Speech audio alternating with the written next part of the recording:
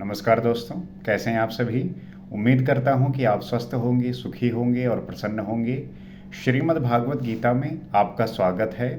हम यहाँ पे जीवन के हमारे जीवन की जीने की अर्थात जिस प्रकार से हम जीते हैं और इस समाज में रहते हुए क्या हम समाज के लिए उपयोगी हैं, क्या सिर्फ हम अपने भोग के लिए यहाँ पे पैदा हुए हैं, और हमारा जो दायित्व है समाज के प्रति वो क्या है। क्या हमारा दायित्व इसलिए है कि सिर्फ हम अपने लिए या अपने खुद के लिए जो है जिए। तो दायित्व क्या है हमारा, समाज के प्रति क्या दायित्व है, हम क्या कर सकते हैं। और इसके लिए आवश्यक है कि आप कितना ज़्यादा इसको लेके अवेयर हैं, क्योंकि जब तक आप इस बात को लेके सोचेंगे नहीं, समझेंगे नहीं, तब तक तो आप इस प्रकृति का भोग ही करेंगे। आप प्रकृति को क्या दे रहे हैं, आप प्रकृति से जो भी प्राप्त कर रहे हैं उसके बदले प्रकृति के लिए आपकी क्या जिम्मेदारी बनती है। क्या आपने कभी इसके बारे में सोचा? और अगर सोचा है तो उसके प्रति आप कितना काम कर रहे हैं, कितना दायित्व है आपका, ये भी निर्भर करता है। तो हर एक व्यक्ति को इस बात से अवेयर रहना है, इस बात से जानना है कि हमें उसे इस प्रकार से जो घटित हो रहा है, जो हो रहा है, उसे किस प्रकार से हम देखते हैं और समझने का प्रयास करते हैं।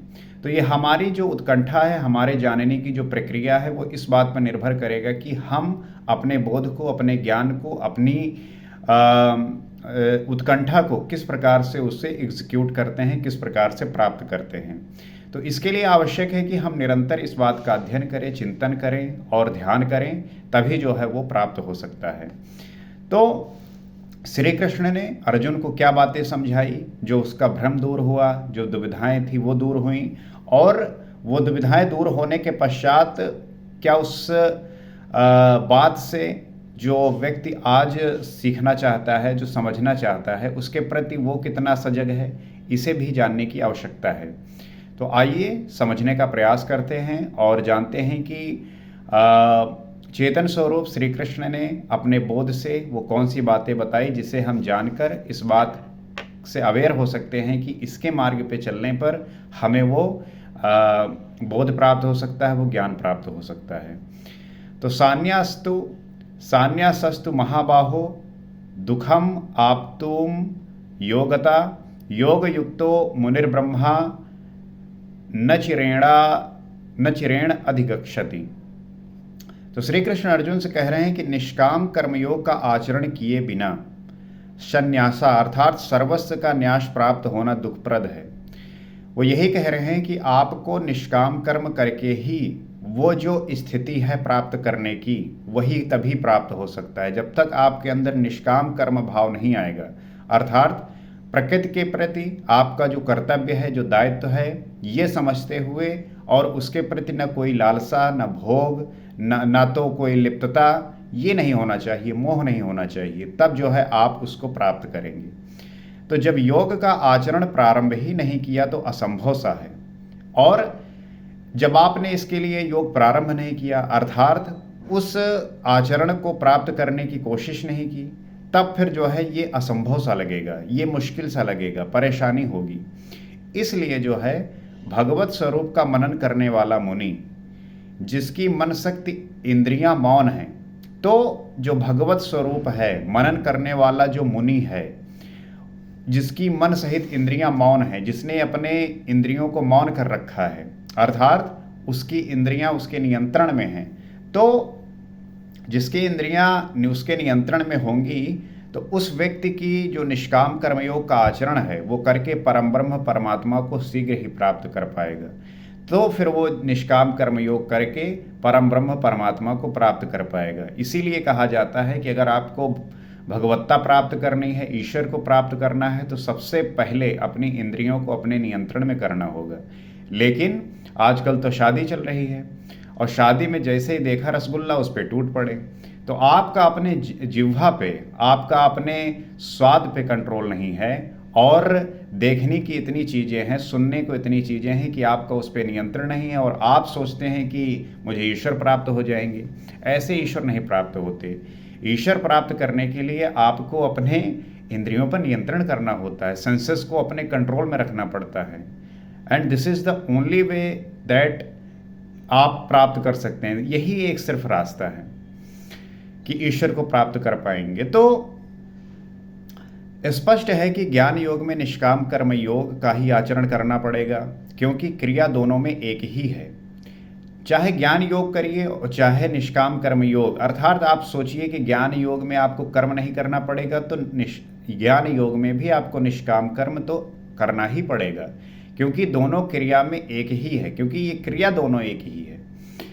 वही यज्ञ की क्रिया जिसका शुद्ध अर्थ है आराधना, यज्ञ की वही क्रिया है, यज्ञ का वही तात्पर्य है कि जहाँ पे शुद्ध और बिल्कुल पवित्र आराधना की जो है बात हो।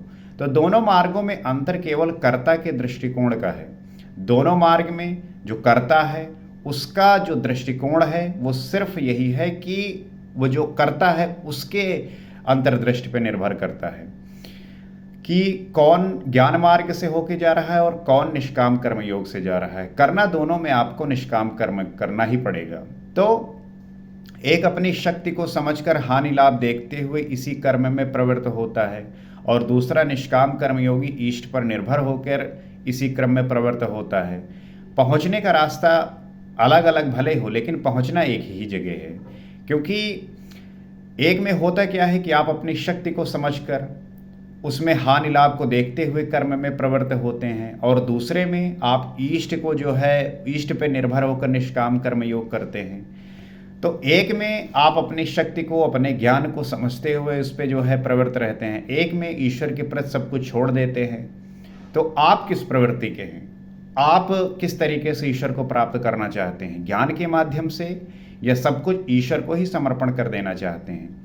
हमारे समाज में बहुत सारे ऐसे व्यक्ति होते हैं जो इसी मार्ग में होते हैं, निष्काम कर्मयोग वाले।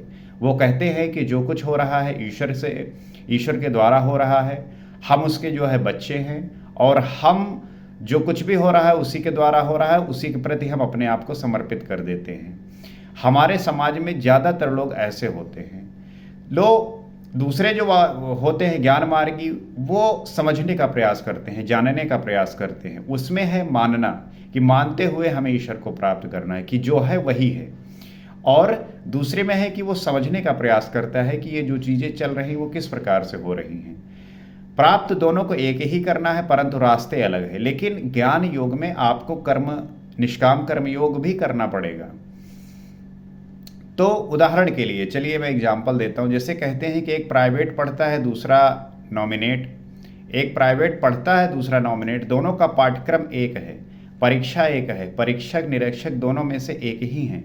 ठीक इसी प्रकार दोनों के सद्गुरु तत्वदर्शी हैं और डिग्री एक ही है, केवल दोनों के पढ़ने का दृष्टिकोण भिन्न है। तो जैसे आप एग्ज़ाम देते हैं तो कोई जो है जैसे होता है कि मैं खुद से पढ़ के पास कर लूँगा, कोई होता है किसी गुरु का सहारा लेता है।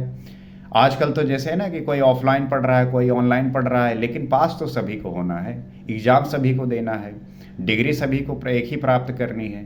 तो रास्ते अलग अलग है, लेकिन डिग्री सभी को प्राप्त करनी है। पढ़ना सभी को, चाहे ऑनलाइन पढ़े चाहे ऑफलाइन पढ़े। और अब चाहे श्रीमद् भागवत गीता ही ले लीजिए, चाहे आप इसको पुस्तक ला के पढ़िए और चाहे आप जो है पीडीएफ में पढ़ लीजिए। पढ़ आप कई माध्यम से पढ़ सकते हैं, परंतु जो दोनों का अर्थ निकलेगा, दोनों को जिस वजह से आप पढ़ना चाहेंगे, चाहे किसी माध्यम से पढ़ना चाहें, जो उद्देश्य होगा वो तो एक ही होगा। तो केवल दोनों के पढ़ने का दृष्टिकोण भिन्न है। हाँ, संस्थागत छात्र को सुविधाएं अधिक रहती हैं। वो अलग बात है कि अगर आप किताब से पढ़ रहे हैं, अगर आप अध्यापक से पढ़ रहे हैं तो सुविधाएं थोड़ा ज़्यादा मिल जाती हैं। तो पीछे श्री कृष्ण ने कहा कि काम और क्रोध दुर्जय शत्रु हैं। जो सबसे खतरनाक कह लीजिए जो शत्रु है वो होता है काम और क्रोध। जिस व्यक्ति ने इसको नहीं जीत पाया उसका जो है इस संसार में वो गति होती है कि फिर वो बताने लायक नहीं होता। जिस व्यक्ति ने इस क्रोध और काम को नहीं जीता वो ऐसा भोगते हुए और इस संसार को न जानते हुए अर्थात संसार में ही लिप्त रहता है और उस परम ब्रह्म परमात्मा से हमेशा दूर होता रहता है, और इसी में उसकी एक दिन मृत्यु हो जाती है। तो ये सबसे बड़े शत्रु हैं। तो श्री कृष्ण अर्जुन से कहते हैं कि इन्हें तू मार, इन्हें मारना ही पड़ेगा, ख़त्म करना ही पड़ेगा। अर्जुन को लगा कि यह तो बड़ा कठिन है, किंतु श्री कृष्ण ने कहा कि नहीं, शरीर से परे इंद्रियां हैं, इंद्रियों से परे मन है, मन से परे बुद्धि है और बुद्धि से परे तुम्हारा स्वरूप है। ये सबसे बड़ा जो है सूत्र है। इसको आप लिख लीजिए और डेली जो है पढ़िए। वो कहते हैं कि अर्जुन को तो लगा ये बड़ा कठिन है, जाहिर सी बात है, लेकिन श्री कृष्ण ने कहा कि नहीं, शरीर से परे इंद्रियां हैं, इन शरीरों से जो परे हैं वो हैं इंद्रियां, सेंसेस हैं, और सेंसेस से परे अर्थात इंद्रियों से परे परे है मन, और मन से भी परा है बुद्धि, और बुद्धि से परे है अपना स्वरूप जो तुम प्राप्त करोगे, आत्मा। तो अगर तुम आत्मा में स्थित हो गए तो इंद्रियों की क्या मजाल कि तुम्हें डिस्टर्ब कर दे। जब आप इंद्रियों पर ही रहते हैं, शरीर पर रहते हैं, तभी जो है आपको ये घुमाए रखती हैं। जब आप मन पर रहते हैं तभी आपको नचाए रखते हैं। अगर मन को बुद्धि के द्वारा पकड़ में आ जाए तो आपको लगता है कि आप कुछ गलत करेंगे, नहीं करेंगे, पकड़ नहीं पाते। आपकी बुद्धि कमज़ोर है, आपका मन भारी है, इंद्रियां जो है ज़्यादा शक्तिशाली हैं, और जब तक ये शक्तिशाली होंगी, ज़्यादा मजबूत होंगी, तब तक आप इसी में लिपटे रहोगे। तो तुम वहां से प्रेरित हो। इस प्रकार अपनी हस्ती समझकर, अपनी शक्ति को सामने रखकर स्वावलंबी होकर कर्म में प्रवृत्त होना ज्ञान योग है। तो वहीं पे कहा गया कि तुम वहां से प्रेरित हो, इस बात को समझो और अपनी शक्ति को समझकर स्वावलंबी होकर कर्म में प्रवृत्त हो। इसी को ज्ञान योग कहते हैं। जब ये बात समझ में आपके आ जाएगी तब आप समझ जाएंगे कि ओहो, ये कुछ खेला चल रहा है, कुछ गड़बड़ खेला है। तो ये खेल को समझना आपकी बुद्धि, और बुद्धि के बाद जो आपका चेतन स्वरूप है वो वहां पे पहुंचना होगा। श्री कृष्ण ने कहा, चित्त को ध्यानस्थ करते हुए कर्मों को मुझ में समर्पण करके आशा, ममता और संताप रहित होकर युद्ध कर। तो श्री कृष्ण यही कह रहे हैं कि चित्त को ध्यानस्थ करो, अर्थात अपने मन को ध्यान में लगाओ और कर्म को जो है मुझ में समर्पण कर दो। आशा, ममता और संताप रहित होकर युद्ध करो। न किसी प्रकार की आशा, न ममता और संताप, इससे रहित होकर युद्ध करना है। समर्पण के साथ इष्ट पर निर्भर होकर उसी कर्म में प्रवृत्त होना निष्काम कर्मयोग है। तो समर्पण के साथ इष्ट पर निर्भर होना है और कर्म में प्रवृत्त होकर निष्काम कर्मयोग करना है। दोनों ही क्रिया एक है और परिणाम भी एक है। तो दोनों की जो क्रिया है वो एक है, परिणाम भी एक ही होता है। तो इसी पे बल देकर योगेश्वर श्री कृष्ण यहाँ कहते हैं कि योग का आचरण किए बिना संन्यास अर्थात शुभ अशुभ कर्मों के अंत की स्थिति का प्राप्त होना असंभव है। यही समस्या है। लोग जब आराधना स्टार्ट करते हैं, भजन स्टार्ट करते हैं, तो वो इंस्टेंट उसका फल चाहते हैं। ऐसा नहीं होता। यहाँ पे जो है आपको आचरण करना पड़ता है। नित्य जो है इसका नित्य आपको इसी में लगे रहना होता है, उसी चिंतन में रहना होता है, और फिर जो है आपको शुभ और अशुभ कर्मों के अंत की जो है स्थिति पता चलती है।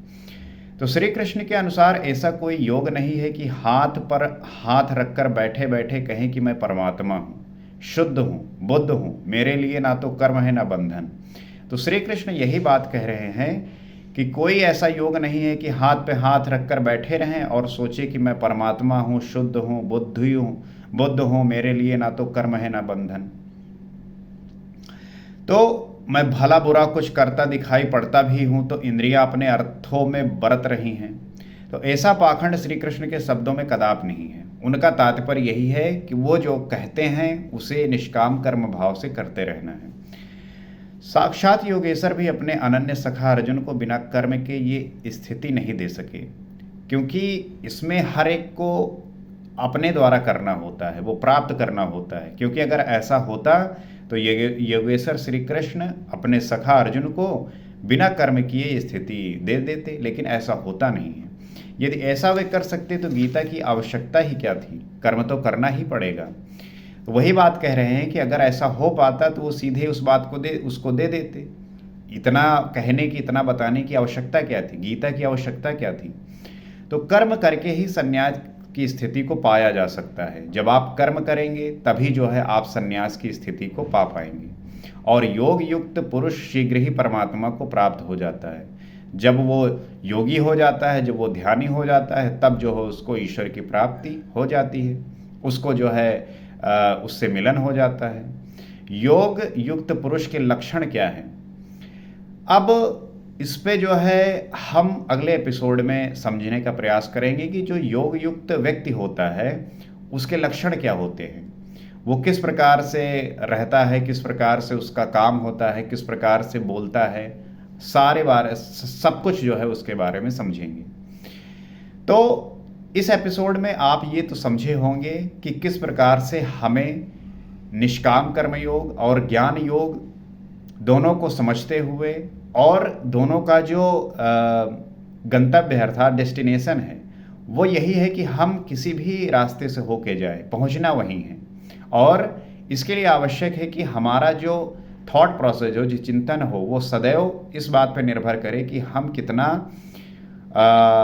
ऊपर का सोचते हैं, अर्थात अपनी इंद्रियों, मन और बुद्धि से परे चेतन स्वरूप के लिए वो होने के लिए करते हैं। तो इस बात से आप समझ ही गए होंगे, जान ही गए होंगे कि ये हमारी जो समझ है ये हमें यही बतलाती है कि हमें जो है इस आचरण को अपने स्वभाव में लाना है और लाते हुए इसका निरंतर ध्यान रखना है। इसी उम्मीद के साथ अगले एपिसोड में हम आगे समझेंगे। आज के लिए इतना ही। नमस्कार।